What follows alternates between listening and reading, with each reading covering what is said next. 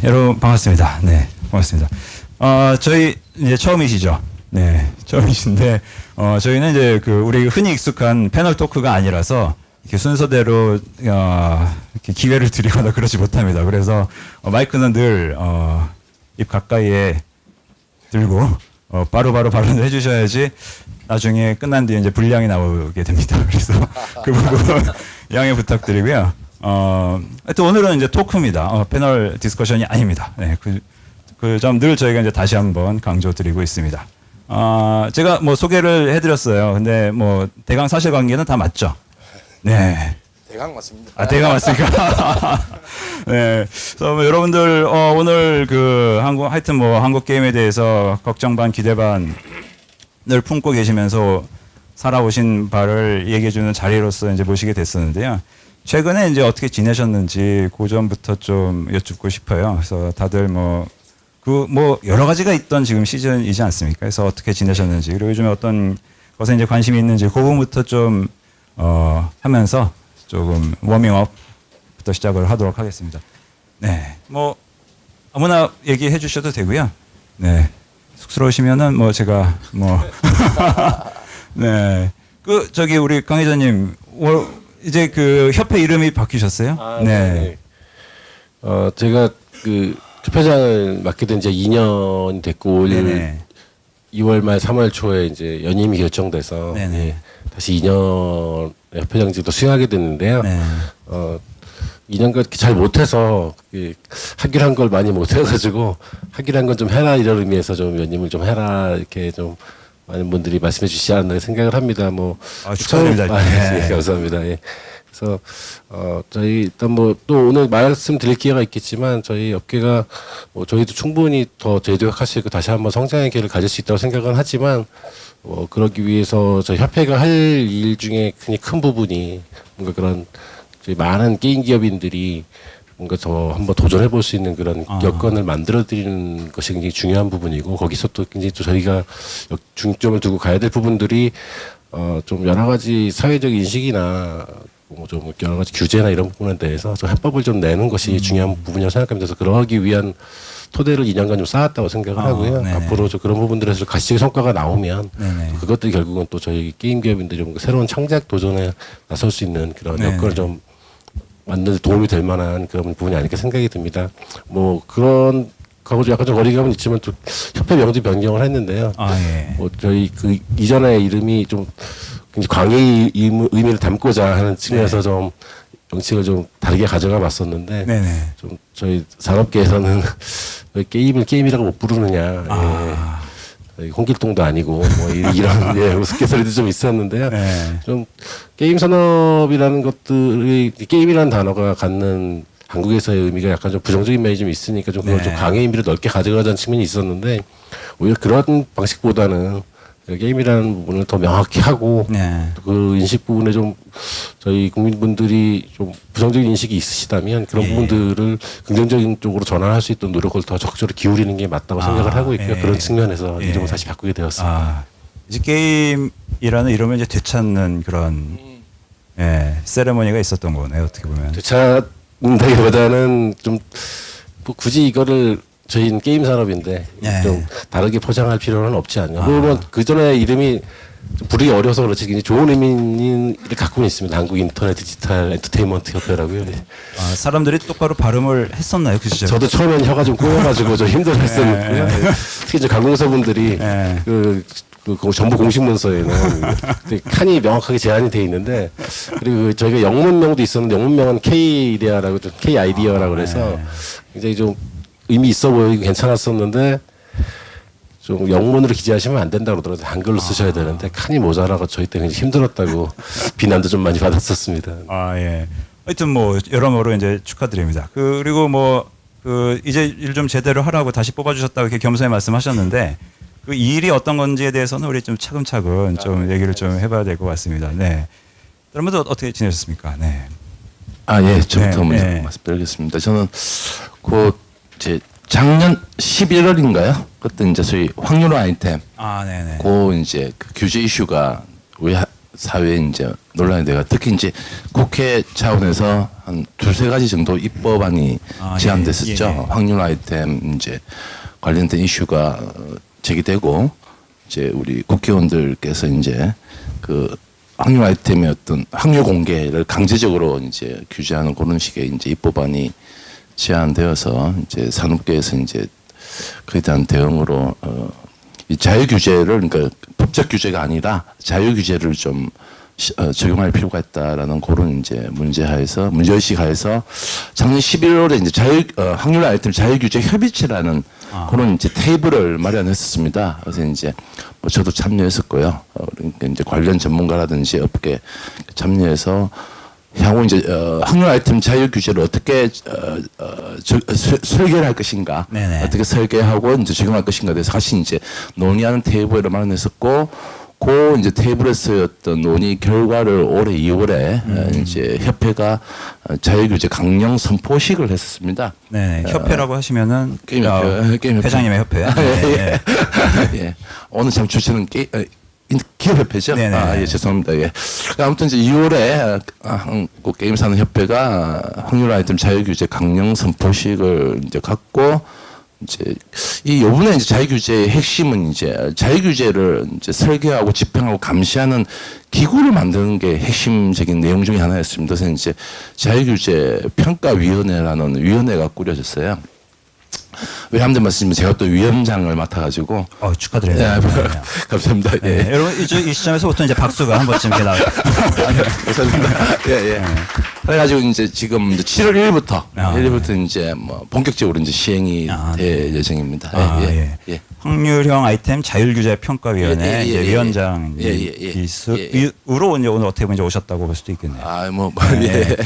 근데 그 사실 이제 뜻깊은 거지 않습니까? 어떻게 보면은 그 동안에 이제 규제라는 것은 이제 대부분 법에 의해서 좀 어떻게 보면 이제 과하고 딱딱하게 이루어졌었던 건데 이제 자율 규제를 한번 해보겠다. 그리고 이제 뭉쳐가지고 그거를 어떻게 보면은 이번에 잘 돼야지 사실 우리가 앞으로 우리 사회 그런 얘기를 명분을 가져갈 수 있을 것 같아요. 예, 맞습니다. 굉장히 어깨가 무거우실 것 같은데. 예. 저는 좀 이렇게 이번이 이제 위기이자 기회고 기회이자 위기라고 저는 생각을 하고 있습니다. 왜냐하면 말씀드리면 제가 이제 좀 한 15년 넘게 이제 IT 특히 이제 인터넷 뭐 규제 이슈라든지 게임 규제 이슈에 좀 이렇게 제가 뭐 접하고 좀 연구를 할 수 있는 기회가 좀 많이 봤었는데요. 이제 게임 업계가 사실은 이제 항상 규제 이슈 물론 이제 좀 이따 뭐 이야기 나오겠지만 한국 사회에서의 이 게임 규제 이슈는 굉장히 비합리적이고 비논리적인 그런 측면이 많습니다. 비합리와 비논리. 그러니까 정서적인 측면이 굉장히 강하기 때문에요. 이제 근데 그런 측면에서 보면 이제 항상 정부 영역 특히 이제 공적 영역에서 규제가 많이 들어오는 그런 대표적인 이제 산업 영역 중에 하나인데 그런 측면에서 물론 이제 그게 무엇이 원인이냐 여러 가지 진단이 있겠지만 게임 산업계가 좀 이렇게 자유 규제가 아직은 적용되는 그런 게 좀 약간 늦은 편이 아닐까.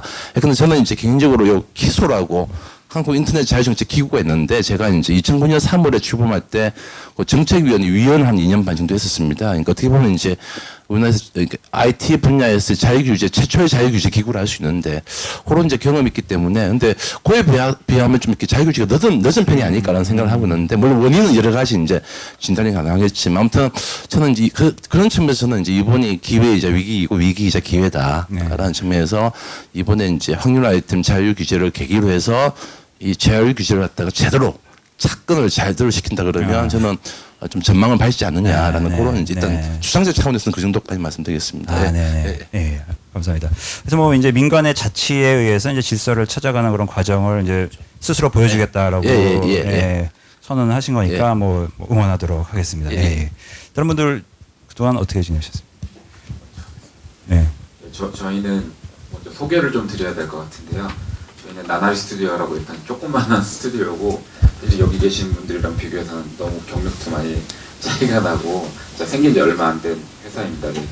저희는 사실은 2012년에 창업하고 나서 사실은 지금까지 사실은 생존을 목적으로 진짜 게임을 한 5개 정도 만들었었는데요.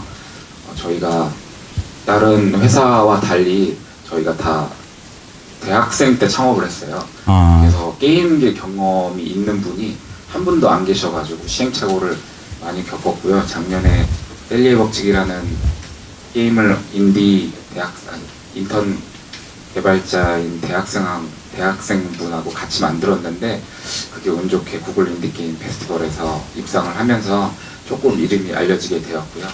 그 이후에 이제 차기작을 만들고 있고 VR 지원 사업을 받아서 지금 VR 게임도 하나 만들고 있습니다. 네. 나날의 스튜디오 그 셀리의 법칙. 네, 그게 그 인디게임즈 그 탑3에 드셨던 거잖아요. 네, 맞습니다. 네, 그걸 이제 계기로 아까 제가 초반에 소개드린 것 같이 이제 문 후보 직접 시연을 하시면서 이제 언론을 타시고 그 후로 어떻게 조금 좀 벌이가 좀 괜찮으셨나요? 아니면 네, 뭐 벌이로 바로 연결되진 않았고요. 아.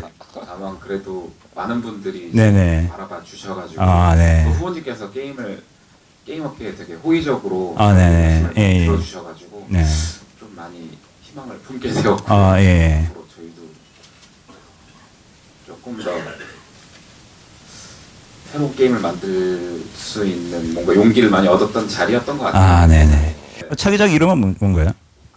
차기작 이름은 비밀? 저희가 가펀치라고 아, 갓.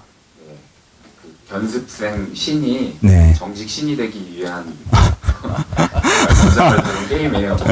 좀 저희가 기존에 있던 뭔가 뭐 RPG나 뭐 판타지 세계관을 좀 채용하는 걸 별로 안 좋아해가지고 아. 기존에 없던 거를 만들려고 하고 있는데 사실 저희가 셀리의 법칙 유료 게임을 만들게 된 게 뭐 그쪽 시장을 개척하려고 하는 무슨 거창한 의지가 있어서 그런 게 아니라 저희가 업계 경험이 없다 보니까 네. 수익화 내는 법을 몰라서 그냥 차라리 이럴 거면 그냥 원값씩 팔아보자 약간 이런 의도도 있어서 만든 것도 있거든요. 근데 저희는 어쨌든 게임이 뭐 강화하고 뭐 이런 것도 좋지만은 좀 이야기를 전달하는 수단으로서 사용하고 싶었어요. 네. 게임으로도 사람들에게 감동을 줄 수 있고 새로운 경험을 줄 수 있고 이야기를 줄 수 있는 매체다라고 생각하고 있는데 다른 이제 업계에서는 약간 그런 쪽으로 하면은 망하기 십상이다. 그랬는데 이제 좀 그런 거를 조금 그런 건 아니다. 감동을 주면서도 좀 거기에 합당한 대가를 받는 게임을 만들고 싶다. 약간 이런 네. 목적으로 지금 게임을 만들고 있습니다. 아, 예. 전에 뭐 셀리의 법칙 리뷰를 찾아보다 보니까 그 게임을 하다 이제 울었다는 분도 계시더라고요. 예. 뭐 아버지와 딸의 게임이 잘 안 돼서 운 것 같지는 않고 그 감동을 분명히 받았을 거예요. 그래서 하여튼 뭐 우리 그 나날의 스튜디오 그 이제 작가 정신 그리고 이제 예술원으로 이제 똘똘 뭉친 것 같습니다. 남들이 가지 않는 길을 가려는 모습에서 네, 응원하도록 하겠습니다. 여러분 요즘에 1,000원밖에 안 하더라고요. 그래서 많이 다운로드. 네, 많이 다운로드 해가지고 네, 감사합니다. 네. 네, 의원님, 네. 네, 저는 뭐 삶이 별로 달라진 게 없어가지고요. 작년에 국회의원 되고 나서 뭐 정말 우리나라에 사건 사고들이 많았잖아요. 예, 대통령도 탄핵되고 그리고 올해 5월달에 이제 대통령 선거까지 정말 쉼없이 달려온 것 같아요. 이제 그리고 나서 어떻게 보면 약간의 휴식을 취하고 있는 상황입니다. 아, 예. 그래. 네. 아직 잘 모르겠어요. 제가 대통령 선거하면서도 그렇고 그 전에도 그렇고 대통령 한 명 바뀐다고 나라가 바뀔까, 세상이 바뀔까 이런 생각들 많이 하시잖아요. 그러니까 정치에 관심이 없으신 분일수록 그런 얘기를 더 많이 하시거든요. 그래서 제가 항상 대통령 한 명이 바뀌면 세상이 얼마나 바뀔 수 있는지 보여주겠다. 뭐 그런 얘기를 제가 많이 했었거든요.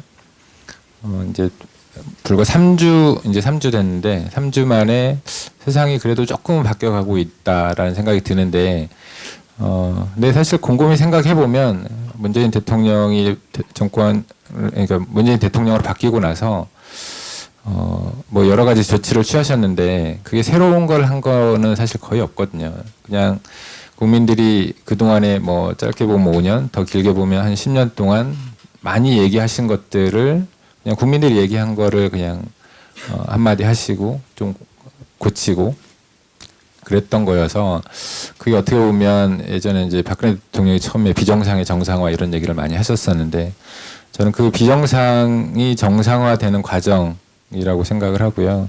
그게 우리 세상을 그래도 좀 정상적인 국가로 바꿔나가는 그런 계기가 되지 않을까 이런 생각을 하고 그게 이제 우리 게임 산업 뭐 더 넓게 보면 인터넷 산업에 있어서의 비정상인 것들이 사실 과거에 많이 있었거든요. 그걸 이제 정상화 시켜가는 또 과정으로 또 바꿔 나가야지 않을까 이제 그런 생각을 하고 있습니다. 예. 그 지난 5년에서 이제 10년 동안 국민들이 했던 이야기를 듣고 그 이야기 그대로 하고 있다라고 어떻게 보면은 약간 이제 겸손의 말씀을 해주셨는데요. 뭐 비정상의 정상화라고 했을 때 그간 우리를 이제 괴롭혔던 여러 가지 이제 비정상들이 있지 않겠습니까? 그거에 대해서 오늘 뭐 이제 이야기를 이제 허심탄회하게 할 텐데 얼마 전에 또 그 약간 이제 쉬셨다고 그랬는데 쉬시면서 이제 약간 그 강의를 한 게 언론에 또 많이 나왔더라고요. 그 게임 업계 그간의 이제 소회를 그렇죠. 거기서 이제 발표하신 게 있었는데 그 네. 경기도에서 하는 그 플레이 엑스포 말씀하시는 네네네.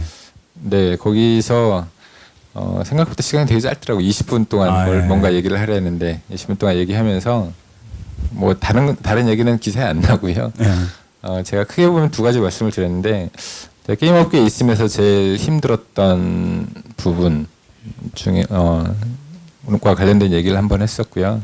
그게 이제 한 가지는 제가 사실 그 전에도 여러 번 말씀드렸는데 제가 게임 만들어서 잘 만들었다고 장관상을 받으러 갔는데 그 장관님께서 저한테 왜 이딴 거 만드냐 그래서 이런 거 하지 마라 그런 얘기를 듣고 한번 충격을 받은 적이 있었고 그리고 또 한 번은 여기 뭐 많이들 기억하실 텐데 어떤 언론에서 게임은 마약이다 시리즈를 내면서 상당히 오랫동안 저를 괴롭혔던 정신적으로 그런 사건들이 있었습니다. 제가 농담처럼 원래 이제 마약 사범이 어쨌건 좀 중범죄잖아요. 그래서 마약을 복용하는 게 상당히 중범죄입니다. 근데 더 큰 범죄는 마약을 판매하는 게 더 중범죄고요.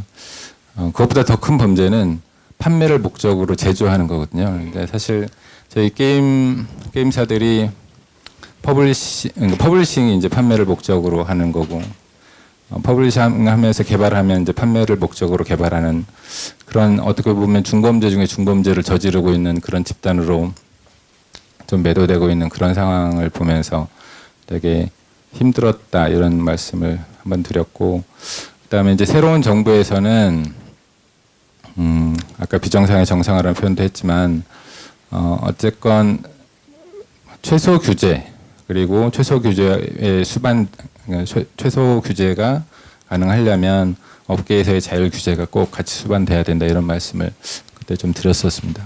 최소 규제라고 말씀하셨는데 그 어떤 방향으로 우리가 좀 구체적으로 나아가게 될까요? 그렇게 되면? 뭐 그거는 아마 그 업계에 계신 분들이 그냥 상식적으로 생각할 수 있는 거라고 생각해요. 상식적으로. 네, 생각할 수 있는 거라고 생각하고 그거를 어쨌건 정상화시켜가는 방향일 텐데요. 한 가지 말씀드리고 싶은 거는 이게 이제 게임 산업에 대한 어떤 규제라는 거나 이런 것들이 아까 교수님도 말씀하셨지만 어떤 논리적인 어떤 바탕 위에서 생긴 것들이 아니잖아요. 어떻게 보면 감성적이고 이념적이라고 해야 되나? 그러니까 감성적이고 이런 부분 때문에 생긴 거여서 그거를 한순간에 바꾸기는 쉽지는 않거든요. 이제 대통령이 한마디로 바꾼다거나 이럴 수는 사실 어렵습니다. 어떻게 보면 그만큼의 시간이 또 필요할 수도 있고, 그래서 좀 더 어려운 작업일 수는 있는데요. 저는 이제 그나마 사실 강시철 회장님 되게 열심히 해주셔서 되게 감사한데, 과거에 우리 이제 게임인들, 게임산업협회를 포함해서 어떻게 보면 되게 수동적으로, 피동적으로 반응을 했거든요. 어떤 정치권에서나 어떤 정부에서 어떤 뭐 정책이나 법률 이런 부분들에 있어서 되게 피동적으로 움직였던 게 사실이고 뭐 때에 따라서는 움직여야 되는데 안 움직였던 경우들이 좀 많이 있었던 것 같은데 최근에 강 회장님이 되게 활발하게 움직여 주시고 활동들 많이 해주셔가지고 그런 부분들 저는 좀 더 빨리 개선될 수 있지 않을까 이런 생각들도 좀 하고요. 그리고 제가 그 전에 이제 정치 들어오기 전에 그런 말씀들 사실 많이 드렸어요. 우리 게임 업계에 있는 큰 형님들, 예, 큰 형님들이 좀 더 나서줘야 된다.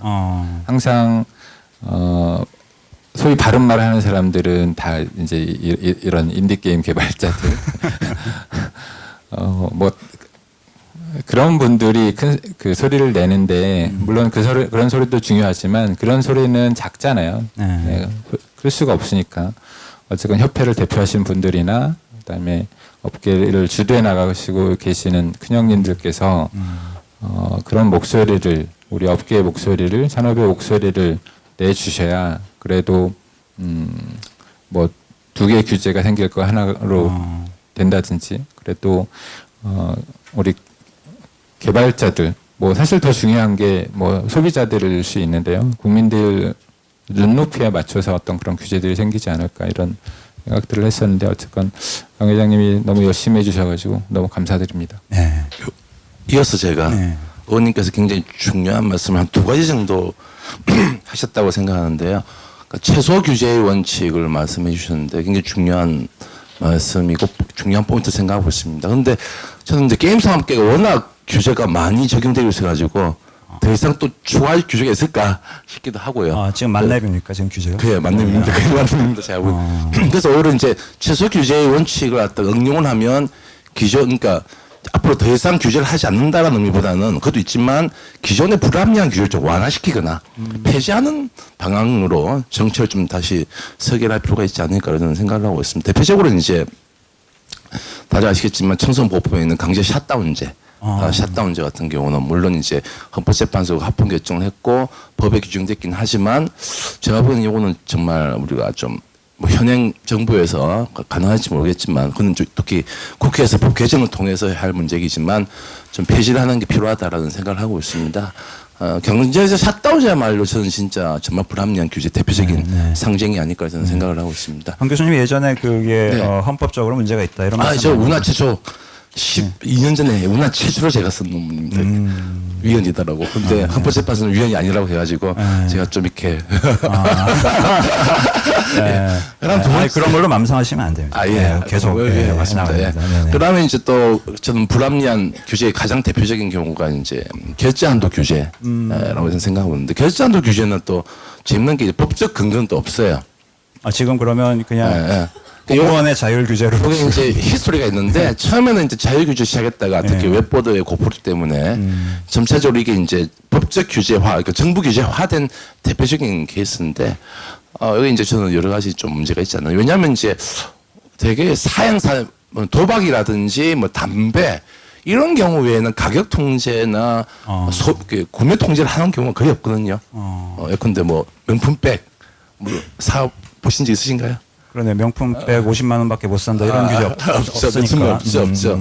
그런 거 보면 이제 굉장히 불합리한 규제 중에 물론 이제 그 여러 가지 이제 히스토리 있긴 하지만 제가 보기에는 이제 요렇게 좀 더 뭐 완화되거나 자율 규제 영역으로 좀 넘겨야 할 부분이 아닐까라고 원래의 취대로 생각하고 있습니다. 그런 점에서는 이제 최소 규제의 원칙이 현행 정부에서는 기존 불합리한 규제를 완화시키는 방향, 그다음에 또 자율 규제 영역으로 다시 이제 전환하는 방향으로 정책이 이제 설계된다라는 그런 이제 말씀드리고 싶고, 두 번째로 이제 의원님께서 말씀하신 게 이제 자율 규제의 의미, 그러니까 특히 이제 산업계가 그동안 수동적인 위치에서 적극적인 위치로 행동을 해야 된다라는 조언을 해주셨는데, 그 자율 규제라는 것은 이제 뭐냐면 죄송합니다. 기존의 이제 정부 규제나 법적 규제에서는 이제 규제의 수범자, 그러니까 피규제자죠. 근데 자율 규제는 규제의 주체가 된다는 이야기예요. 이게 굉장히 중요한 의미입니다. 규제의 주체가 된다는 이야기는 그에 상하는 책임과 권한이 동시에 보여진다는 의미입니다. 그런 점에서 보면 이제 굉장히 우리가 의미 있게 우리가 이제 산업계가 자율 규제의 주체에 나선다라는 선포한 것은 이제는 되게 책임도 지겠다라는 그런 의미이기 때문에 굉장히 저는 앞으로는 이제 자율 규제를 좀 더 확대하면 그런 점에서 권한도 강화될 뿐만 아니라 책임도 그런 강화하는 시스템을 설계할 필요가 있다라는 그런 말씀 드리고 싶습니다. 네. 그동안 이제 시민이 규제를 이제 당하기만 했었는데 이번에는 스스로 일어나가지고 나는 이제 내가 지킨다라고 이제 얘기하는 그런 목소리를 낸다라고 볼 수가 있겠네요. 그 자체가 굉장히 큰 의미가 있다 아, 네. 생각합니다. 그리고 예. 아까 이제 규제 이제 언급하신 것들이 실제로 이제 마약이라는 게 은유가 아니라 실제로 한국 사회가 마약으로 생각을 하고 있었으니까 그런 거를 규제가 나왔던 것도 굉장히 기본적인 관념, 그러니까 관념. 특히 규제 당국의 기본적인 관념의 전제는 전제 거기에 깔려 있던 것 같아요. 네. 아. 의원님 말씀 중에 하나가 그걸 해소하기 위해서는 실제로 아까 말씀하신 것처럼 스스로 이야기를 내야 되고 그 아무래도 목소리가 클 수밖에 없는 업계를 실제로 만드신 그런 큰 형님들이 좀 나서서 얘기를 해야 되는데 이런 코멘트 좀 해주셨어요. 네네. 그 결제한도 관련해서 네네. 좀 부연 설명을 하면 이게 처음에 말씀하신 대로 보드 게임 그러니까 뭐 소위 말하는 고포류 게임의 결제 한도를 에 대해서 워낙 이제 사회적인 문제들이 좀 발생을 하니까 고포류 업계 보드 게임류 업계에 있는 몇 개의 회사들이 모여가지고 만든 자율 규제입니다. 처음엔 이제 그렇게 시작을 했는데 그게 모든 게임들에 대해서 적용이 됐거든요. 그때 제가 뭐 당시에도 그런 좀 지적들을 했는데 이 사실 결제 한도의 문제는 모든 게임사들이 다 적용이 되는 문제였음에도 불구하고 당시에 고포류를 개발하고 서비스하는 회사들 이외의 다른 회사들은 전혀 목소리를 내지 않았거든요. 그게 본인들한테 돌아올까라는 생각들을 저는 안 했다고 생각을 해요. 지금은 뭐 그런 구분들 잘 안 하지만 당시에 보면 뭐 보드류 게임 개발, 뭐 보드류 게임, 뭐 RPG 게임사, 뭐 캐주얼 게임사 이런 식으로 그다음에 이제 그때는 핸드폰 게임사라고 했죠. 핸드폰 게임을 개발하는 어떻게 보면 이 좁은 영역 산업 영역에서 각각의 뭐 이렇게 좀 작은 분류로 나눠지면서 서로 상대방에 대해서는 관여하지 않고 또 내지는 저는 그런 것도 있다고 생각하는데 우리는 괜찮아. 우리 게임은 뭐 약간 또 순혈주의 같은 우리는 좋은 게임 만드는 데고 저긴 좀 나쁜 데야. 그러니까 캐주얼 게임 만드는 데는 보드 게임이나 RPG 게임들은 되게 사양적이고 뭐 상업적인 뭐 이런 걸 만든다고 생각했고 또 저쪽은 또 되게 어떻게 보면 수준 낮은 게임을 만든다는 생각들 하기도 했고 그러니까 제가 볼 때는 정말 의미 없는 그런 건데 당시에는 그런 것들이 좀 있었던 것 같아요. 그래서 서로 어떻게 보면 우리의 문제인데 우리의 문제라고 생각하지 않는 저들의 문제라고 생각했던 거가 이게 어떻게 보면 자율규제로 시작해서 잘 해결될 수 있었던 문제였는데 그게 모든 산업에 걸쳐서 광범위하게 규제로 자리매김하는 그런 상황이 돼버리지 않았나 저는 그렇게 생각을 합니다. 그리고 또 한 가지는 그게 처음에는 게임당 결제 한도였는데 그게 이제 포털 서비스 전체로 이제 확대되는 그런 계기들을 봐도 그게 이제 예를 들어서 RPG 게임류에서는 어차피 하나의 게임이었거든요. 그러니까 그게 한 개의 게임에 적용되는지 여러 개의 게임이 적용되는지 이게 별로 중요하지 않았어요. 근데 그게 뭐 마찬가지 말씀인데 어쨌건 우리들의 어떤 이슈라고 생각하지 않았던 것들이 지금까지 흘러오지 않았나. 그래서 이제는 그런 어떤 너와 나의 구분이 아닌 어쨌든 우리 모두의 문제라는 인식이 저는 중요한 것 같고 그런 측면에서 게임산업협회 뭐 뿐만이 아니고 우리 뭐 협회들 많잖아요. 뭐 학회들도 있고 그렇게 어떻게 공동 대응하는 같이 고민하고 같이 해결책을 만들어가는 그런 것들을 이제는 좀 더 많이 해주셨으면 좋겠다 이런 말씀을 드리고 그리고 제 개인적인 말씀을 좀 더 드리면 제가 이제 정치에 들어와서 게임과 관련된 얘기를 하는 게 솔직히 저는 되게 조심스럽거든요.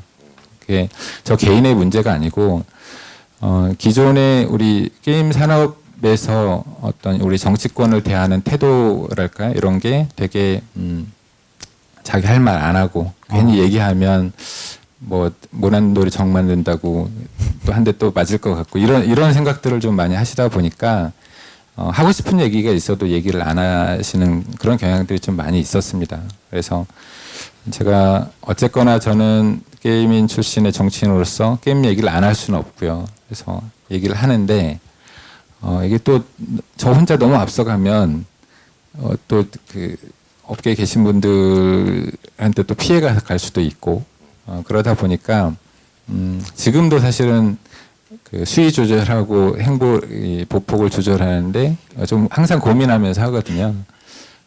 그래서 어쨌건 우리 같이 그 게임 하시는 우리 게임인들, 뭐 게임 협회에 있는 산업에 계시는 분들이 같이 목소리를 좀 한 목소리를 낼 수 있으면 가장 좋고요.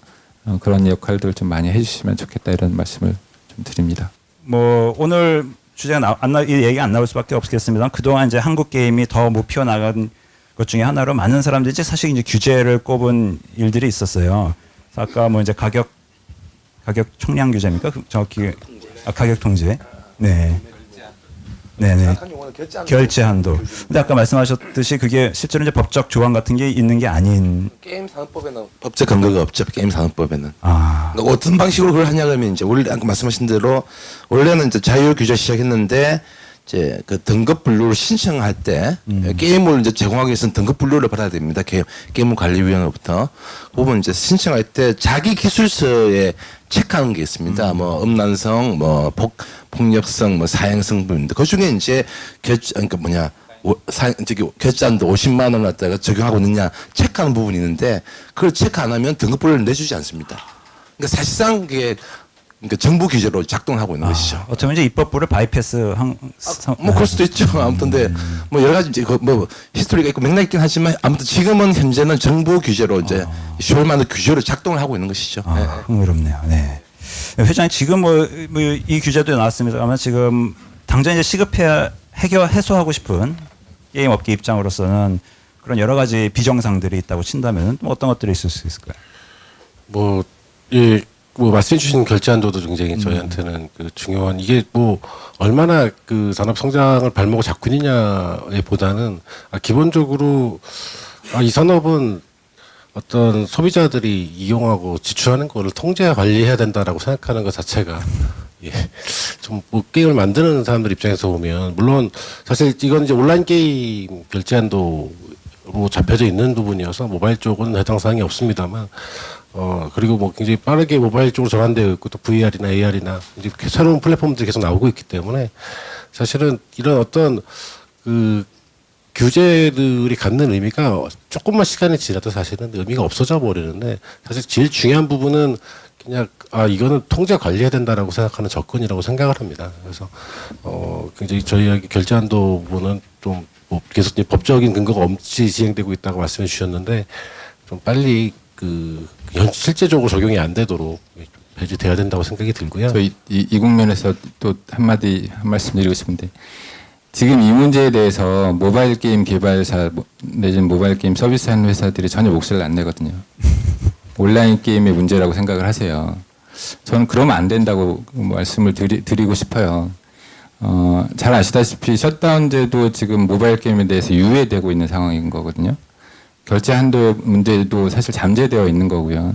앞으로 모바일 게임에도 충분히 적용될 수 있는 문제들입니다. 지금 그대로 가면. 근데 모바일 게임 개발 서비스 하시는 분들이 목소리를 전혀 안 내세요. 저는 공통의 목소리를 꼭 내주셨으면 좋겠다 이런 말씀드립니다. 네. 어떻게 이제 재량 행정, 임의 규제 같은 게 지금 문제가 많은 것 같은데 어떻게 이런 것들을 좀 해소해야 될까요? 앞으로는.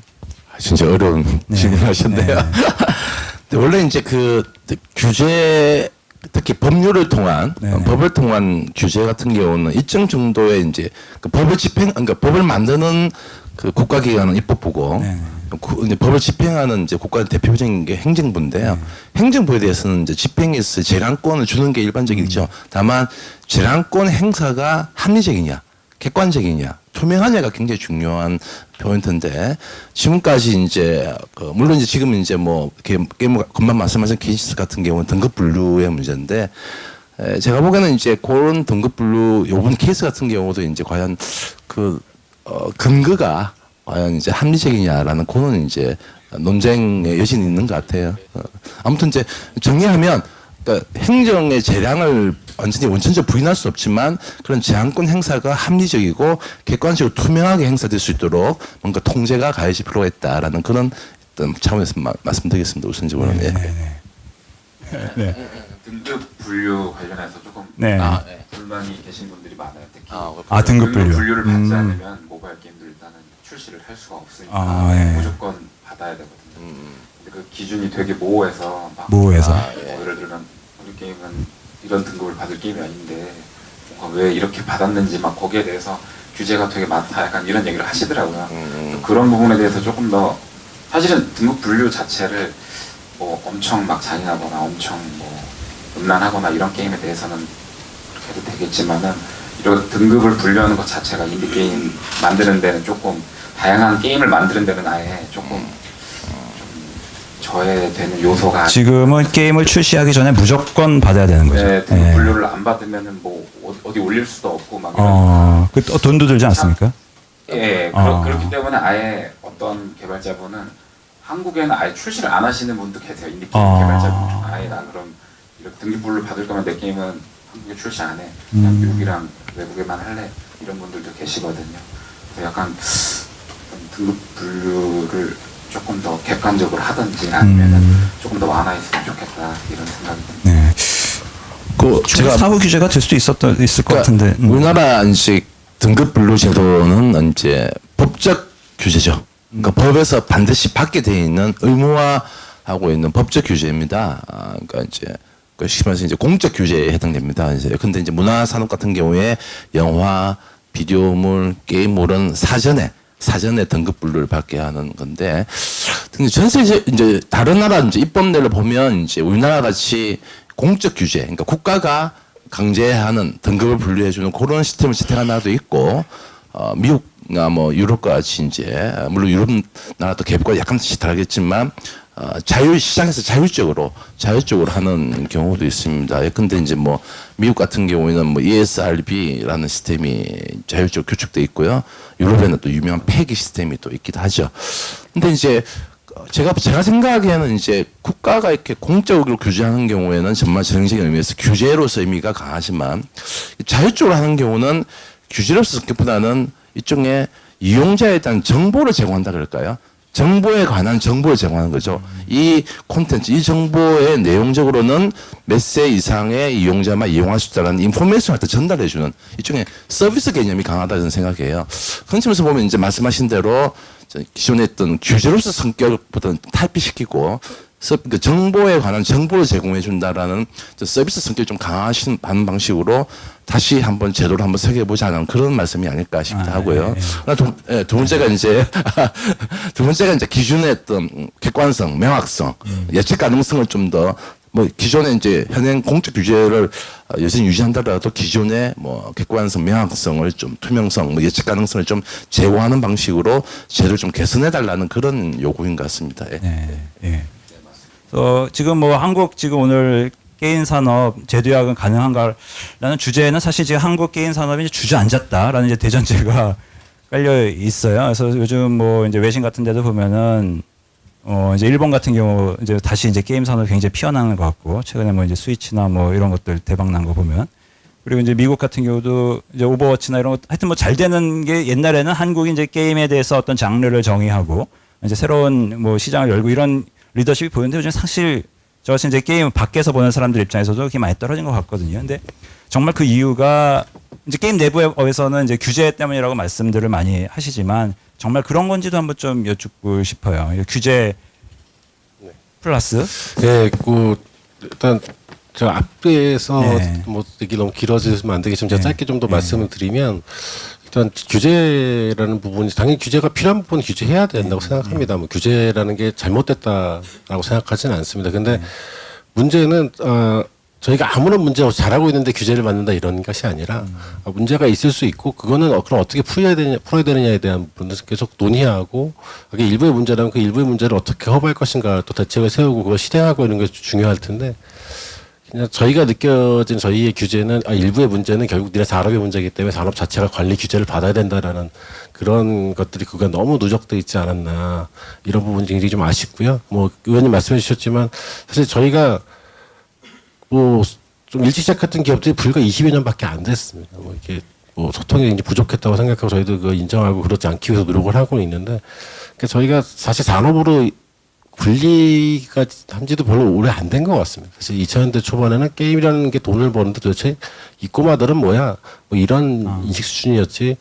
아, 새로운 산업이 생기는구나. 이런 것들이 이제 수출에 크게 기여를 하는구나. 이런 얘기는 전혀 못 들어봤던 것 같습니다. 뭐 그런데 사실 저희도 반성해야 될 부분들은 그냥 재밌어서 만들기 시작했고, 그게 돈이 벌리기 시작했고, 어느 시점에는 굉장히 일정 규모 이상 성장을 했고, 근데 사실 만들고 서비스하는 데만 집중을 했지 사회에 어떻게 소통을 해야 되느냐에 대한 부분에서는 많이 부족했던 것도 사실입니다. 그래서 그간 사실 저희가 좀 노력했으면 지금보다는 좀 나은 환경에서 좀 할 수 있지 않았을까 하는 아쉬움도 있는데요. 뭐 어쨌든 저희가 잘못한 과거는 저희가 인정을 하고 앞으로 사회와 좀 소통을 하면서 저희도 뭐 좀 열심히 자유규제도 이것저것 해보겠다라고 계속 말씀을 드리고 있는데, 뭐 당연히 시작인 부분에 있어서는 부족한 부분이 있겠지만 사실 그런 부분들이 결국 쌓여서 탄탄해지고 사회가 제대로 소통하는 자유규제를 발전하는 거라고 생각하거든요. 처음에 이거는 좀 부족한데 이거 가지고 되겠어라고 보는 인식도 있고, 저희도 뭐 그런 얘기도 귀담아 들어야 되겠지만 아무래도 제대로 합리적으로 잘 운영되기 위해서 시간이 필요하다. 그런 것들이 뭔가 못 믿어보니까 법적으로 일률적으로 통제해야 되는 것보다는 훨씬 더 사회와 소통하는 데서 긍정적인 부분으로 작용할 것이다라는 부분은 꼭 좀 말씀드리고 싶습니다. 그리고 뭐 당연히 이제 규제만이 그 산업 성장 저희가 정말 제대로 할 수 있을 것이냐, 다시 성장할 수 있을 것이냐 측면에서 그것만 가지고 얘기할 수는 없다고 생각을 합니다. 뭐 여러 가지 요소 부분이 있는데 일단 기본적으로 그 기업들이 사실은 뭔가 계속 투자가 이루어져야만 뭔가 또 새로운 것들도 만들어지고 그걸로 새로운 시장도 창출되고 이러는 선순환 구조가 된다고 생각하는데, 좀 규제도 큰 부분 차지하고 있지만 좀 그런 또 투자라는 부분에 있어서 투자. 예, 굉장히 일단 저희 산업 자체 내에서의 투자도 주춤한 게 사실이고요. 예, 그리고 어떤 저희도 이 스타트업이라는 게 굉장히 중요한 의미를 갖는 산업인데, 어떤 스타트업 기업들이 투자를 받고 그걸 가지고 뭔가 도전하고 이런 것들도 이게 뭔가 모바일이 새로운 블루오션이야라고 딱 했을 때 굉장히 많은 기업들 투자를 받고 그걸 바탕으로 해서 굉장히 많은 프로젝트들을 진행했었는데 갑자기 성공률이 떨어졌네. 이러는 순간부터 사실은 그런 투자를 받기 굉장히 어려워지셨습니다. 그래서 그런 것들이 저희 주변에도 게임 기업에서 근무를 하시다가 스타트업으로 전환하셔가지고 새롭게 이제 창업하셔가지고 도전하신 분들이 꽤 많이 계시는데, 그런 부분들이 뭔가 미래에 도전하는 데 있어서 굉장히 좀 장벽으로 좀 작용을 하는 것 같습니다. 그래서 그런 부분들, 물론 저희 산업 자체 내부적인 노력도 많이 필요하겠지만 그런 부분들을 또 어떻게 풀어나갈 것이냐. 결국 제도약이라고 하는 부분은 저는 가장 중요한 부분은 얼마나 저희 나나리 스튜디오도 계시지만 새로운 시도들을 얼마나 많이 할 수 있을 것이냐라는 부분. 그런 것들이 많은 실패도 있겠지만 결국은 그런 것도 쌓여가지고 새로운 시장도 만들고 글로벌 시장에서도 성공할 수 있고 이런 선순환 구조가 된다고 생각을 하는데, 지금은 사실 그런 말씀들을 하세요. 이렇게 너무 장르가 한국에서 이제 뻔하다. 뭐가 된다 그러면 그것만 만든다. 요즘 RPG가 이제 모바일 쪽에서 굉장히 대세라고 하는데 대부분 이제 RPG밖에 안 나온다. 또 RPG의 스타일도 굉장히 비슷한 것들만 나온다. 이런 얘기도 많이 하시는데, 사실 이제 기업들 입장에서 보면은 사실 참신하지만 사람들에게 이게 긍정적인 반응을 얻을 것이라는 접근보다 그래도 사람들이 이거에 대해서 익숙하게 반응한다. 이 부분은 어느 정도 인지도를 가지면 기본적인 어떤 시장 베이스는 갖출 것이다. 이런 생각들을 하는 쪽에 사실은 좀 쉽게 도전할 수밖에 없는 게 또 결국 기업하는 쪽에서 보면 당연한 또 선택이 아닌가 싶습니다. 그래서 좀 그런 것들을 좀 다양성 있는 시도들이 더 많이 있도록 만들기 위해서는 뭔가 사실 오늘 또 선택 적합한 수준인지 모르겠지만, 사실 저희 나라에서 기업이 뭔가 스타트업 때 투자를 받았을 때 그 투자한 것들 성과가 나지 않고 뭔가 문제가 생겨가지고 기업이 자금줄이 막히게 되면 그 대표분, 그거에 대한 책임을 지고 있는, 보증이라는 책임을 지고 있는 대표분은 거의 그냥 사회생활은 끝난다고 보시면 될 것 같아요. 저희에게만 해당되는 얘기는 아니겠지만, 자꾸 실패를 거름 삼아서 뭔가 다시 도전할 수 있는 그런 환경. 충분히, 내가 책임질 분 책임져야 되지만, 그래도 새롭게 또 투자도 받고 도전할 수 있는 그런 선순환 구조가 돼야 되는데, 이게 한 번 해서 안 되면 끝이다라는 하는 게 굉장히 결국은 안전하게 갖고 가려고 하는 그런 현실이 되지 않나 이런 생각을 하게 됩니다. 네. 뭐 규제도 상당히 그 웅크리게 만들었습니다만 어떻게 보면은 지금 우리 사회에 더 근본적으로 이제 비즈니스를 해나가는 이제 관행이나 이런 것 자체가 새로운 시도를 하기 상당히 힘들게 만들었다는 이런 말씀이시네요. 예. 나날의 스튜디오도 지금 제가 이제 그 나날의 스튜디오를 검색을 해보니까 그 검색 바로 밑에 이제 외주 합니다. 막 이런 얘기들이 많이 나와요. 그래서 외주로 사실 이제 그동안 많이 좀 버티셨던 것 같은 그런 역사를 저희가 이제 검색을 통해서 알 수가 있었는데 바로 뜨나 보네요. 네, 바로 뜨더라고요. 그래서 예, 연락처와 함께. 예. 사실은 작년에 셀리옵식 유료 게임 냈다고 했는데 돈 많이 못 벌었거든요. 제가 죄송한 외람된 말씀이지만 얼마나 그렇게 지금 사회적으로 이슈가 된 게임 같은 경우는 얼마나 사회적 이슈가 온전 한 5천만 원 조금 넘게 못 가요. 5천에서 1억 사이 제 예상으로는. 아마 근데 저희가 막 그게 저희 30%뗀 겁니까 아니면은 30% 뗀 겁니다. 네. 아 네. 그러니까 그거 갖고서는 네. 운영이 안 되겠네요. 네. 사실은 그때 만들었던 것도 사실 그 인턴 개발자분한테 월급도 그때 못 주고 같이 해가지고 수익쉐어를 또 그때 제가 받은 거여서 많이 줬어요.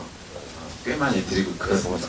사실은 저희는 게임으로 돈을 벌어본 적이 없어서 어떻게 보면은 솔직한 말로 게임으로 돈 번 게 저희는 없어서 사실은 여기서 막 말하는 게 조금 그래요. 사실은 안 망한 게 신기할 정도로 초반에 그 안산에 그 중진공에서 맨 처음에 저희가 투자 받은 이후로 추가 투자를 받은 적은 없어요.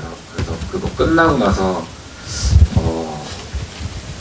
그때가 한 3년 차쯤 됐을 때 그때 우리 이거 접을까 계속 할까 이거 결정할 때 있었는데 그때 직원분들이 그러면 우리는 월급 줄여도 되니까 뭐 새로운 거 만들만 하면 된다 약간 그래서 약간 그러면 우리가 버티려면은 외주를 하면서 버티면서 우리 게임 만들자 해가지고 나가시겠거든요.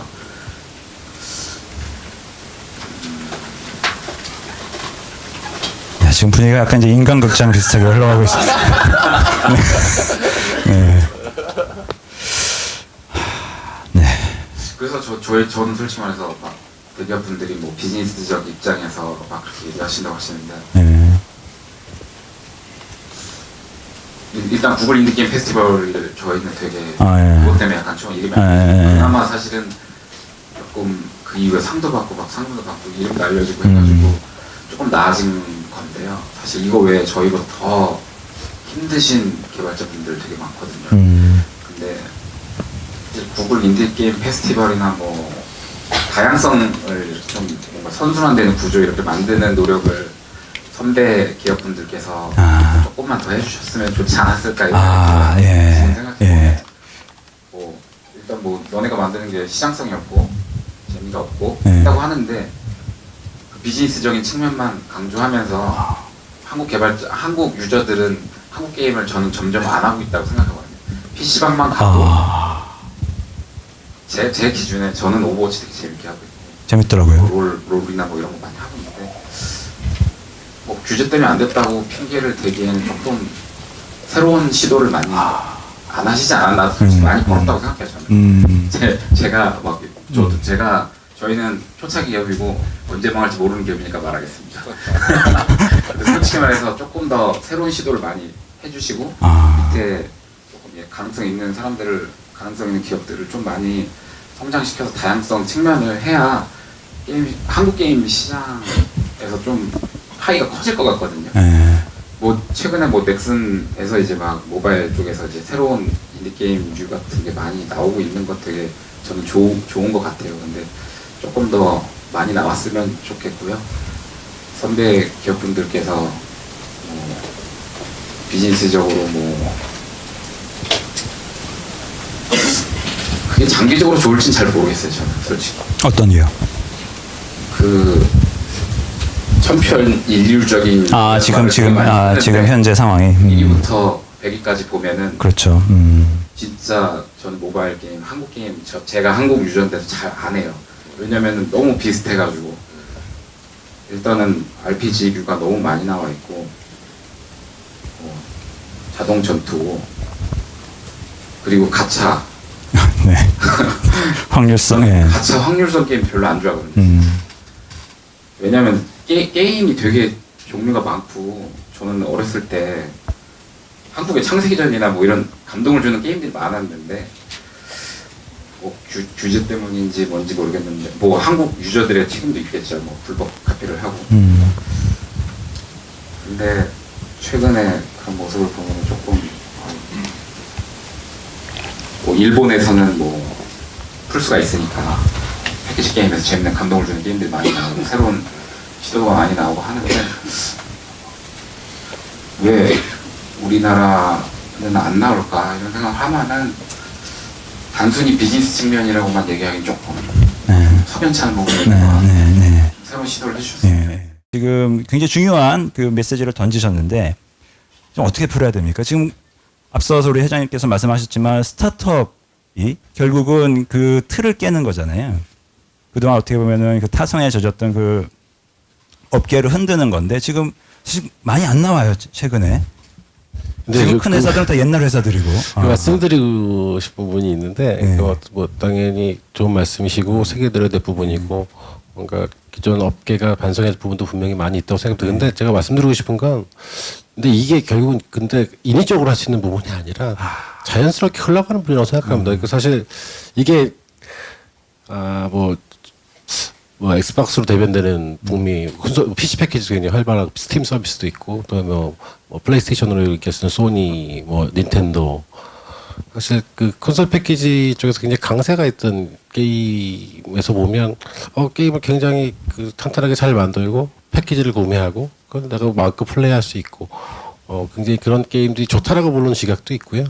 그냥 가볍게 그냥 프리트 플레이로 그냥 다운받아서 해보다가 마음에 들면 결제하는 게 난 훨씬 더 좋다고 하는 사람들도 있고 다양성이 존재하는 거 생각합니다. 한국 시장에서는 콘솔 패키지보다는 기존 뭐 온라인 게임이나 모바일 게임 쪽에 대한 유저층이 훨씬 더 많은 게 뭐 여러 가지 이유가 있겠지만 사실 저희 나라가 제일 어떤 인터넷이라든가 네트워크라는 거에서 굉장히 빨리 깨우치고 그렇게 해서 그 속에서 사람들과 어울려 노는 것이 어떤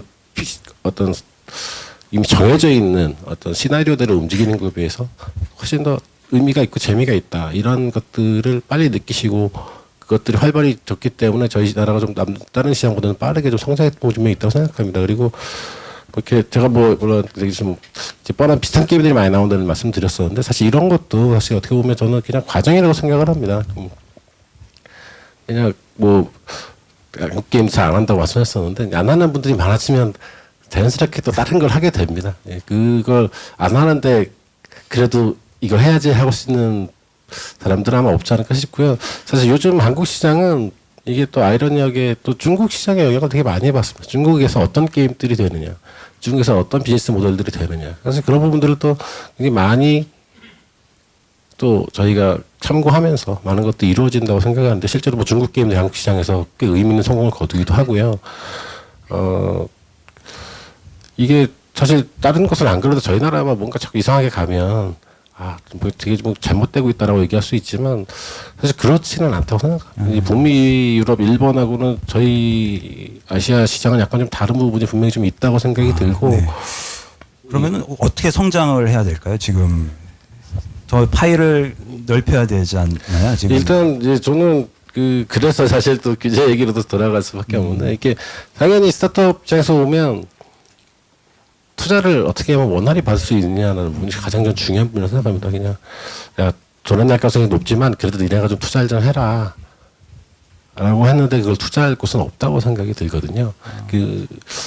리스크는 있는데 그래도 가능성이 있다라고 보는 시각들이 많을 때 사실 투자 자가 활발히 이루어진다고 생각하는데 확률이 너무 낮아라고 생각하는 순간 투자 쪽에서 보면 굉장히 좀 주춤거리게 되는 것 같습니다. 이게 뭐 사실 이게 또 좀 과거 얘기가 돼버렸는데 초창기 한창 그 개별적으로 VC라는 쪽에서 투자가 좀 활발히 이루어지다가 어느 시점 가니까 그런 얘기가 돌더라고요. 이것도 벌써 지난 얘기가 돼버렸는데 혼자 들어가기엔 조금 리스키하니까 대충 조금씩 나눠가지고 몇 개 묶어가지고 우리 좀 리스크를 좀 분산하자 이런 식의 투자가 사실 이게 벌써 몇 년 전 얘기입니다. 근데 지금은 그런 그 지도조차도 굉장히 희박하게 드물어져 버려 있는 아마 제가 모르긴 몰라도 저희 산업 내부에서 조성되는 펀드들 여러 가지 뭐 그런 쪽에서나 그래도 그나마 좀 투자가 이루어지지 그 밖으로 벗어나서의 그 투자들은 거의 지금은 어렵지 않나라고 이렇게 좀 보여지는 것 같고요. 이런 것들 어떻게 활발히 해주냐 있어서 보면 얘네들이 무슨 짓을 할지는 잘 모르겠는데 굉장히 아이디어가 충만하고 참신한 것 같고 그러면 이렇게 하다 보면 뭔가를 만들 수 있어 이런 가능성이 보여야 사실 투자 이루어지는데 저기는 규제가 많고 굉장히 제한도 많고 뭔가 자꾸 잘못하다가 튀면은 뭔가 그거에서 이거 좀 벗어났어라고 통제받을 수 있고 좀 리스크가 너무 크다라고 본다면 사실 투자는 굉장히 좀 어려워질 거라고 생각을 합니다. 그래서 그런 부분들이 굉장히 좀 중요하다고 보기 때문에 또 규제에 관련된 부분을 언급을 드렸는데요. 그냥 저희가 노력해야 될 부분들은 쟤네들은 매두 때리고 규제 관리해야 된다라고 하는 게 아니라 충분히 서로 소통하고 있으니까 몇 개 기다려줘야지라고 하는 만드는 것도 저희의 또 굉장히 큰 몫이 책임이 있는 것 같습니다. 그런 부분들을 어떻게 저희가 잘 만들어내냐는 부분도 굉장히 중요한 부분일 텐데 좀 저희가 제대로 하고 있구나라는 보여줄 때까지 그 과정들을 좀 지켜봐 주셨으면 하는 그런 바람이 있습니다. 제가 기다리면 나아질 거라고 하는 거는 시장 환경 저희가 사실 얘기하는 게 불과 1년에 대한 얘기를 하는 거거든요. 이제 시작이다. 네. 그러니까 저희가 어떤 사회의 소통이라는 부분에 있어서는 저희가 좀 늦은 만큼 더 많이 좀 속도를 내야 되겠지만 그 부분도 사실 저희가 1, 2년 동안 이제 막 만들어가고 있는 상황이고요. 제가 사실 그거 말씀드렸던 건 이제 좀 어떻게 이렇게 한국 게임들의 획일적인 이런 것들에 대한 언급에서 제가 말씀드렸던 부분인데 사실 그런 어떤 흐름도 사실 짧게 끊어보면 계속 바뀌고 있습니다. 그러니까 제가 뭐 2000년대 사실 초반까지만 해도 한국 시장에 온라인은 RPG밖에 없었습니다. 근데 99년에 제가 같이 개발하던 개발팀에서 퀴즈퀴즈라는 게임을 내면서 그리고 뭐 포트리스도 있었고요. CCR이었나? 예. 그러니까 그런 게임들이 되면서 이런 온라인 게임에서도 캐주얼이 되는구나. 이런 것도 시장을 만들어주는구나라는 것도 새롭게 만들었어요. 근데 그때는 사실 없는데 자꾸 뭔가를 만드는 세상이었습니다. 지금은 사실은 보면 사람들이 이런 장르라는 게 있구나라고 생각할 만한 것들이 나오긴 좀 쉽지 않아. 굉장히 많은 아이디어들이 이미 굉장히 사람 속에 많이 녹아들어 있어서 물론 그래도 결국은 또 새로운 아이디어들 또 새로운 걸 만들 거라고 생각은 들지만 그냥 이런 것도 계속 저는 돌고 도는 거기 때문에 한국 게임 산업 그냥 계속 뭔가 자꾸 뭉개고 울거먹고 이렇게 가면 안 되는데 당연히 저희 내부적으로도 사실 굉장히 많은 고민을 여전히 또 많은 시도들을 하고 계시고요. 그런 것들 성과가 나기 시작하면 또 변하지 않을까. 그래서 또 비슷한데 얘네들은 돈 되는 것만 하는구나 뭐 이런 것들은 그렇게 하면 안 된다는 것들은 산업이 그걸 이해하고 소화 못하면 스스로 도태될 거고요. 그렇지 않다고 보기 때문에 뭐 성장하고 투자할 수 있는 발판이 만들어진다면 그런 것들은 자연스럽게 좀 해소가 될 거라고 생각합니다. 네. 다른 분들은 지금 어떻게 보실까요? 어떻게 보면 이제 제도약으로 위한 처방전이랄까 이런 것들 어떤 게 지금 급선무일까요?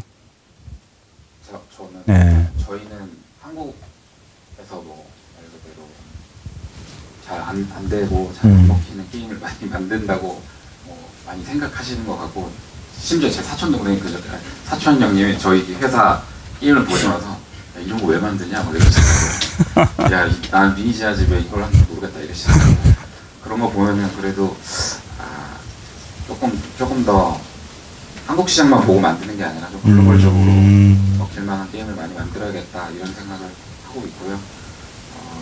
조금 저희는 한국 시장 외에도 다른 데서도 통할 만한 게임을 만드는 노력이 중요하다고 생각하고 있습니다. 다양성을 검증받을 곳은 한국뿐만이 아니니까 좀 더 이제 넓게 보는 데서 상당히 기회가 있다 이런 말씀이시네요. 해외 인디 게임 쇼만 나가봐도 뭐 새로운 게임이 더 이상 나올 수 없다고 하실 수도 있겠지만 진짜 재밌는 게임이 되게 많거든요.